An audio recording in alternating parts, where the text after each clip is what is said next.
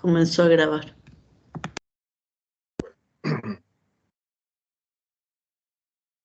Estamos... Los 16 senderos de destrucción lo habíamos leído yo. Tenemos que empezar el capítulo 13, el regreso a la Biblia. Entonces continuamos con Sexto Rosacruz del Cosmos de Mike Heindel, capítulo 13, en la segunda parte del libro de Regreso a la Biblia. En nuestros tiempos el espíritu misionero es muy marcado. Estamos hablando de principios del siglo XX, en la primera década. Las iglesias occidentales están enviando misioneros por todo el mundo para convertir a la gente de cada nación a sus creencias y no están solas en sus esfuerzos proselitistas. Oriente ha comenzado una fuerte invasión del campo occidental y muchos cristianos insatisfechos por las creencias y dogmas enseñados por el clero e impelidos a buscar la verdad a fin de satisfacer las exigencias del intelecto sobre una adecuada explicación a los problemas de la vida, se han familiarizado con las enseñanzas orientales del budismo, hinduismo, etc., y en muchos casos las han aceptado.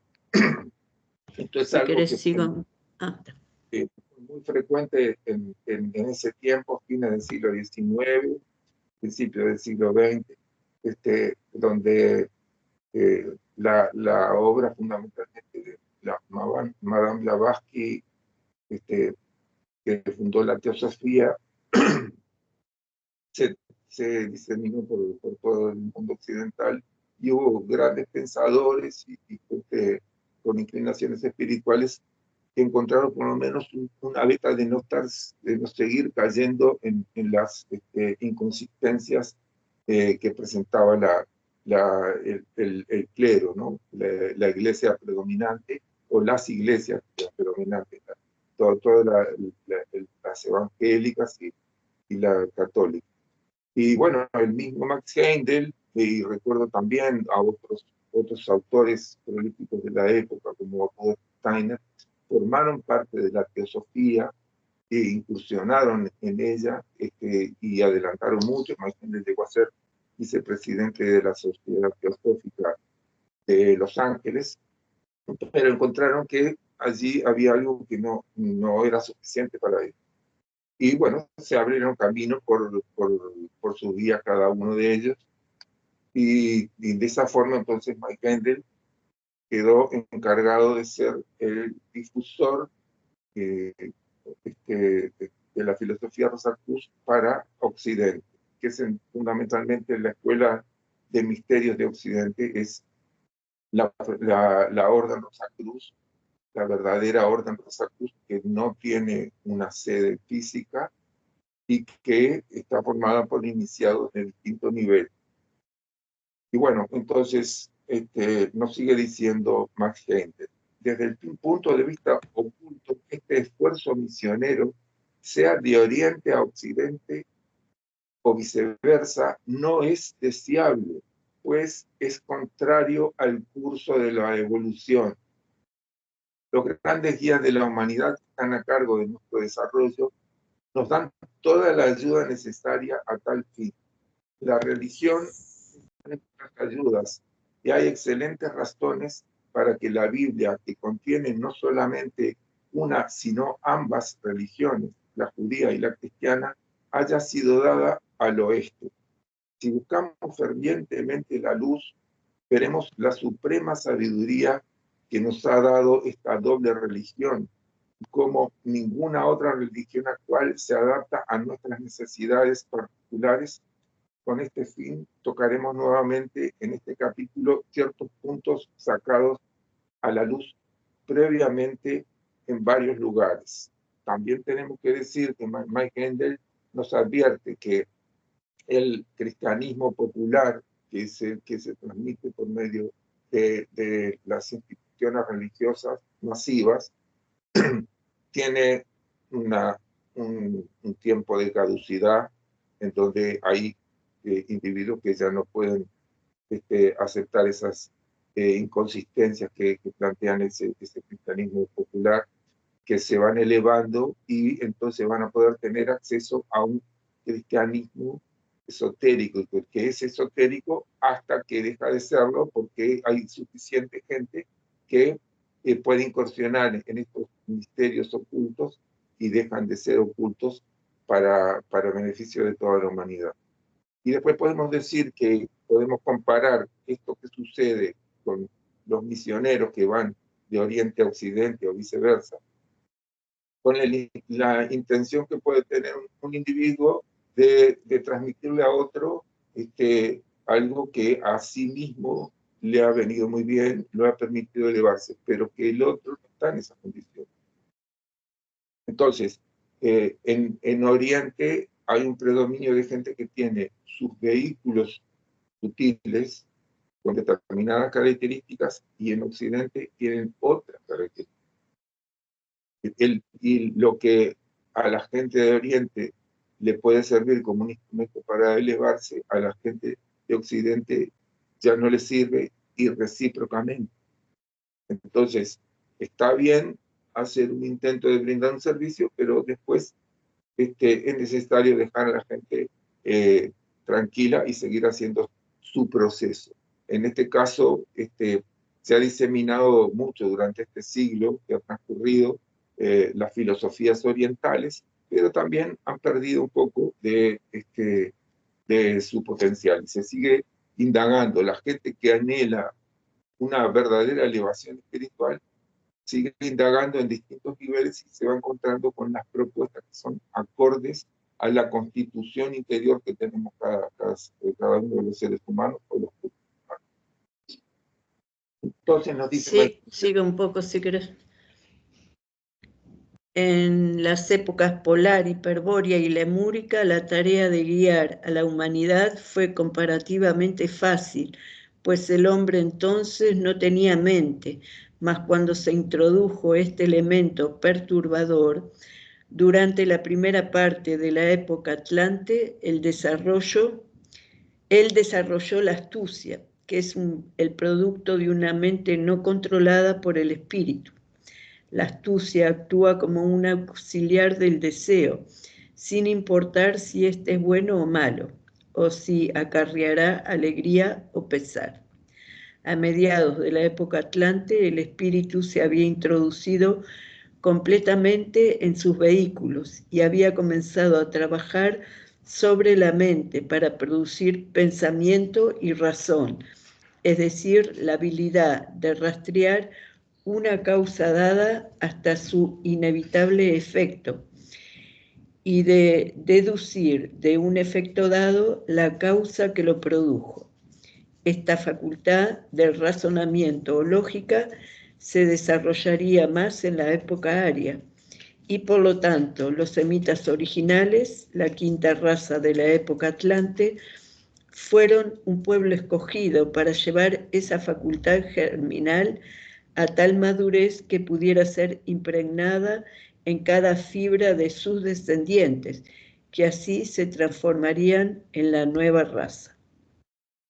Transmutar la astucia en razonamiento probó no ser una tarea sencilla. Los primeros cambios en la naturaleza del hombre se habían logrado fácilmente. Entonces él pudo ser guiado sin dificultad, pues no tenía deseos conscientes, ni mente que lo guiara. Mas, para el tiempo de los semitas originales, él se había vuelto suficientemente astuto como para resentir las limitaciones a su libertad y para evadir repetidamente las medidas tomadas para mantenerlo a raya. La tarea de guiarlo fue más difícil porque era necesario que tuviera alguna libertad de elección a fin de que pudiera aprender con el tiempo el autodominio. Por lo tanto, se sancionó una ley que decretaba recompensa inmediata para la obediencia y castigo instantáneo para el no acatamiento de sus disposiciones. Así el hombre fue enseñado, persuadido y forzado a razonar en forma limitada, que el sendero del transgresor es duro, entre comillas, y que debía temer a Dios, también entre comillas, o al guía que lo conducía. De todos modos, los que fueron elegidos como simiente para la nueva raza, pocos permanecieron fieles. La mayoría era rebelde, y en lo que a ellos respecta, frustraron completamente el propósito del guía, casándose dentro de otras razas atlantes, trayendo de este modo sangre inferior a sus descendientes. Esto es lo que se desea significar en la Biblia cuando se registra el hecho de que los hijos de Dios se casaron con las hijas de los hombres. Por este acto de desobediencia, ellos fueron abandonados y perdidos. Aún los fieles murieron con respecto al cuerpo en el desierto de Gobi. En Asia Central, la cuna de nuestra raza actual, renacieron como sus propios descendientes, por supuesto, y así heredaron la tierra prometida, la tierra como es ahora. Ellos son las razas arias, en las cuales la razón está desarrollándose hacia la perfección. Los rebeldes que fueron abandonados eran los judíos, cuya gran mayoría aún está gobernada más por la facultad atlante de la astucia que por la razón. En ellos el sentimiento de raza es tan fuerte que solo distinguen dos clases de gente, los judíos y los gentiles. Desprecian a las otras naciones y son, a su vez, despreciados por ellas por su astucia, egoísmo y avaricia. No se niega que hagan obras de caridad, pero es principalmente, si no exclusivamente, entre su propio pueblo, y rara vez internacionalmente, como hicieron en el caso del desastre causado por un terremoto en Italia, cuando las barreras de creencia, raza y nacionalidad se olvidaron ante el sentimiento humano de solidaridad. En casos como ese y el desastre de San Francisco, la naturaleza espiritual interna del hombre se hace más evidente que bajo cualquier otra circunstancia, y el observador atento puede discernir la tendencia de la evolución.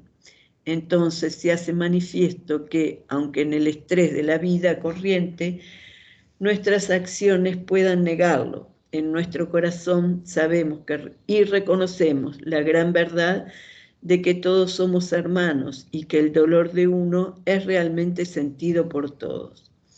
Tales acontecimientos, por lo tanto, marcan la dirección de la evolución.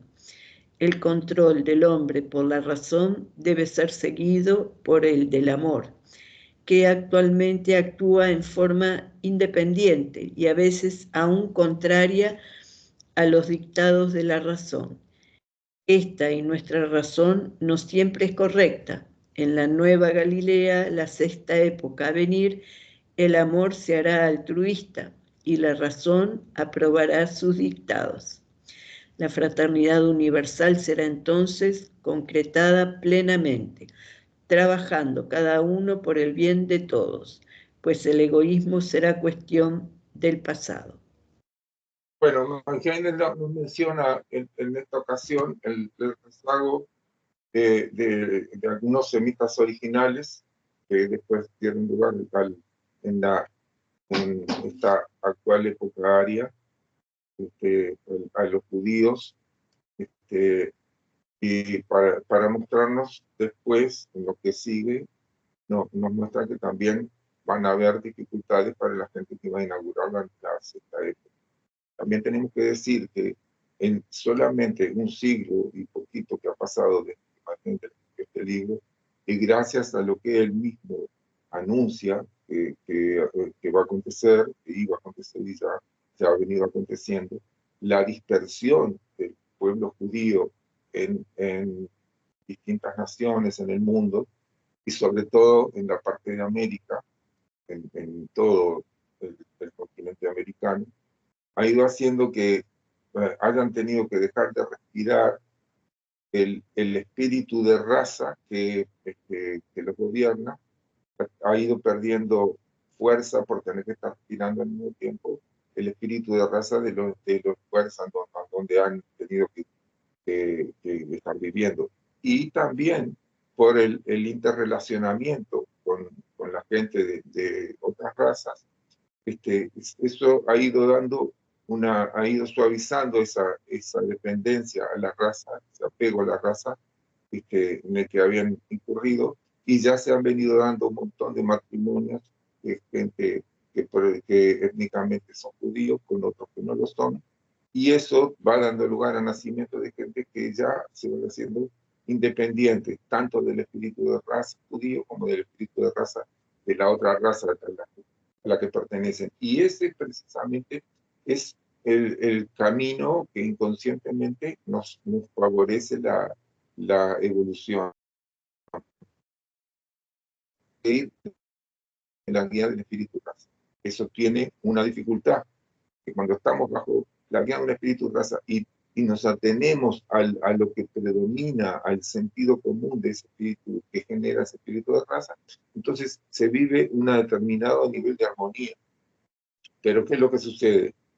No podemos seguir siendo guiados permanentemente desde el exterior por los espíritus de raza. Se tiene que dar un proceso de desequilibrio que se va logrando por la mezcla de las distintas razas. Entonces, esta mezcla de las distintas razas le da oportunidad a gente que tenía cierto apego a la raza a la que venía naciendo siempre, con un poco de maduración por parte de ellos y la oportunidad de mezclar las razas acá en el mundo físico, se va produciendo este proceso de independencia. Se incurren en equivocaciones, se cometen errores inevitablemente, pero también la ley de consecuencia y de renacimiento va haciendo que todo eso se vaya disolviendo y se le da oportunidad a que esa independencia aspire a lo más elevado, y entonces se llega a formar parte de los cuadros del pequeño número de gente que va a abrir la sexta época, la nueva Galilea. Y para eso se tiene que inaugurar una nueva raza que se está gestando fundamentalmente en América, por la mezcla de las razas que hay en América. Pero también en Europa se ha venido dando toda una mezcla de razas. En otras partes del mundo se está dando una mezcla de las razas. Vemos como el malo y la inarmonía que se puede producir por esta mezcla de razas, al final terminará por conducir a una mayor independencia de la raza a la que están apegados la gente, y eso dará lugar a la posibilidad de un mayor adelanto. También tiene sus riesgos, pero la vida es así. Bueno. Había una pregunta, Julio. Adriana. Raúl, ¿qué pasa cuando el tema de los espíritus de razas, uno se ve como que se independiza, ¿no? Es decir, bueno, yo al menos lo he visto en los últimos casos, yo no me guío por lo que dice ni siquiera el Estado. Ya cuando empezás a ver que uno no es padre, no es hermano, realmente empezás ya como que el desapego total, ¿no? Tengo que trabajar porque necesito comer, ¿no? Porque si no, es una cosa que hay que hacerla. Pero ¿qué pasa cuando morís? Con este estilo de pensamiento, ¿no? Y de creencia, más que nada. ¿Qué puede pasar, digo? Volver cuando... En relación con el espíritu de raza no hay ningún problema, porque los espíritus de raza saben que la guía que están haciendo sobre las naciones es como si fueran una gran madre que tiene muchos hijos, que quiere que los hijos crezcan, se hagan fuertes. Tomar nosotros la rienda, Raúl. Claro. Entonces, pero siempre la madre va a ser siempre la madre. Uno puede ser un hombre grande, pero que si en algún momento tiene alguna dificultad o alguna necesidad, la madre va a estar ahí para tender la mano si es necesario. Entonces, hay un vínculo de amor por parte del espíritu de raza hacia aquellos a los que ha venido guiando, pero también hay una alegría y una satisfacción cuando va viendo que cada vez necesitan menos de este tipo de raza. Y bueno, cuando uno se muere, uno va a cosechar de una forma más, más fortalecida, porque su conducta no fue solamente el resultado de lo que predominaba en el exterior, sino que fue el resultado de un desarrollo individual. Bueno, pero en otra palabra, yo te digo, es necesario venir tantas veces, o decir, reencarnar cuando vos sabés que esto no es real realmente, es la experiencia que te llevas. Y ya tenés claro que lo correcto es lo bueno. Es decir, a eso me refería, Raúl. Porque no, ahí es cuando yo digo, hay un poco en antipatía hacia ese tipo de pensamiento. Es decir, yo conozco esto, sé lo que es. Nada me pertenece, no me llevo en nada más que la experiencia. Lo reconozco. Cuando vos dices de que ya no es real, Raúl, no podés tomar otra medida que decir, mi ciclo ahí ya terminó. No es real esto, Raúl. Esto, por lo menos para mí, cuando yo pienso en eso, yo pienso también en todo lo que me falta desarrollar.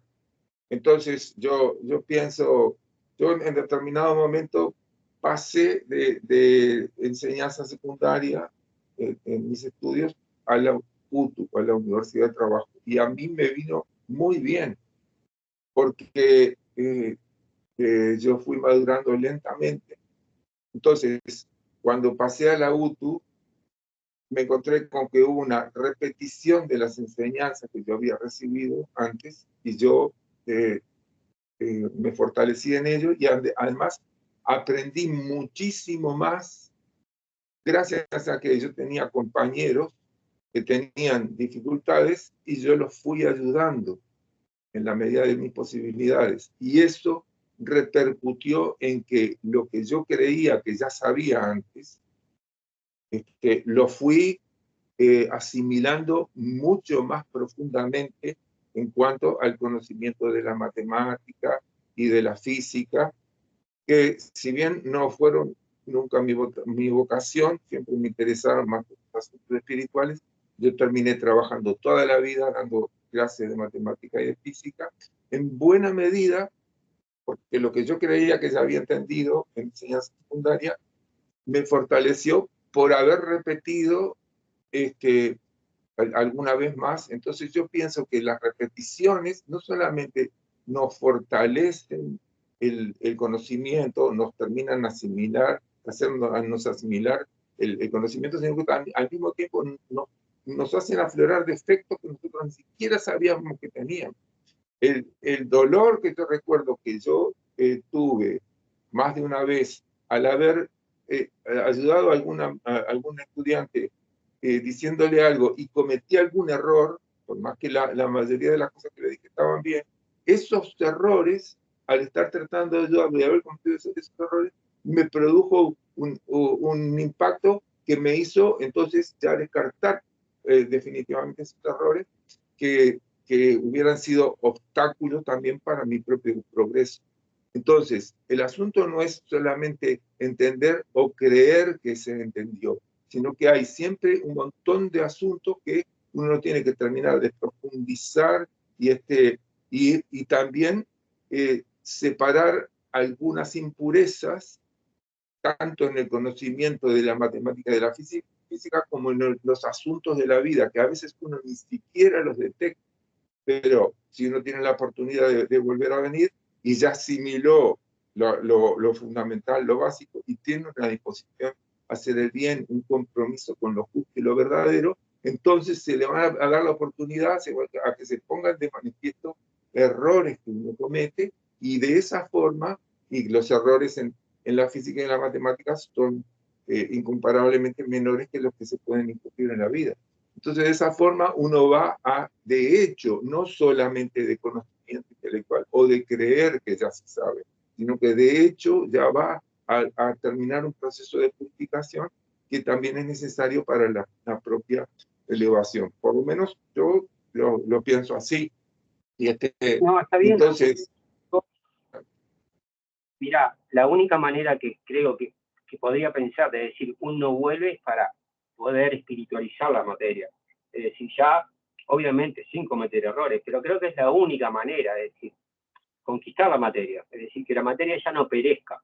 Capaz que en ese sentido yo te diría, sí, bueno, Dios necesita que encarnes para que, como todos, ¿no?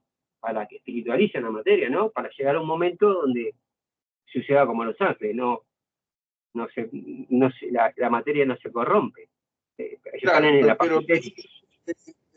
precisamente eso se va haciendo hasta consolidando lo que ya se tiene, consolidándolo, poniéndolo al servicio de los demás y pudiendo superar las respuestas adversas que nos da el mundo, y al mismo tiempo detectando también algunos errores que todavía no habíamos descubierto, porque hay caminos que son insondables para el nivel evolutivo de una vida, pero para la siguiente vida, donde ya se asimiló toda la virtud de lo bueno que se hizo y se pasó por el purgatorio antes, ya se está en una condición de mayor maduración para entonces poder seguir profundizando en niveles que nos van a verdaderamente a llevar a una elevación que apenas podemos empezar a sospechar.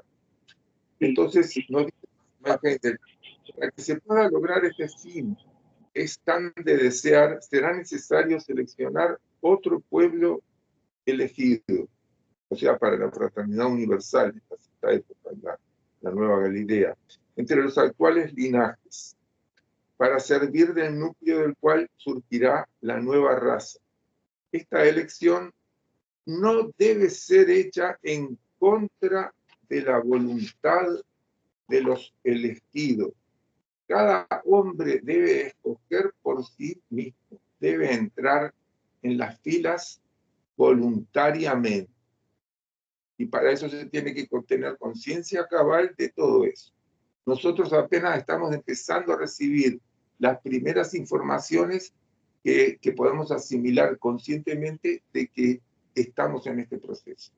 Y cuando en la siguiente generación nosotros mismos o descendientes nuestros o nosotros mismos en siguientes vidas nos encontremos con que hay una propuesta nítida y clara y bien definida de ingresar por medio de ejercicios que ya conocemos y otros todavía más individuales, podemos tomar la decisión de hacer esa parte de nosotros, y habrá otra gente que dirá, no, yo me conformo con las cosas como están, y cada uno irá pautando su propio camino. De los que elijan ingresar ese camino consciente de autoelevación para el bien de sí mismos y de toda la humanidad, algunos podrán cumplir con sus aspiraciones y otros no. Lo mismo que pasó al final de la época atlántica con los semitas orientales. Pero por lo menos parecería que vale la pena el intento. Y creo que podemos dejar por acá. La gente nos sigue diciendo que las razas son solo una característica evanescente de la evolución. Pero no sé si les parece que dejemos por acá. Bueno, Bien. sí. Bueno, perfecto. Muchas gracias por la clase, la concurrencia, y mañana hay curación, domingo. Mañana 19 horas. Cualquier cosa, tenés que tocar el link del grupo, si no podés entrar en el grupo de curación y ya te llamo directamente. Cuando te suena el teléfono, si querés atender. Sí, pues mañana es domingo, claro. Sí, 19 horas. Perfecto. Si no, soy un vago, la verdad que yo nunca como que me compenetré un error mío, ¿no? Bueno, siempre se está tiempo. Sí. Y sí, hay muchos enfoques. Bueno, nos vemos mañana, si Dios quiere. Chao, hasta mañana. Gracias. Chao. Gracias. Chao.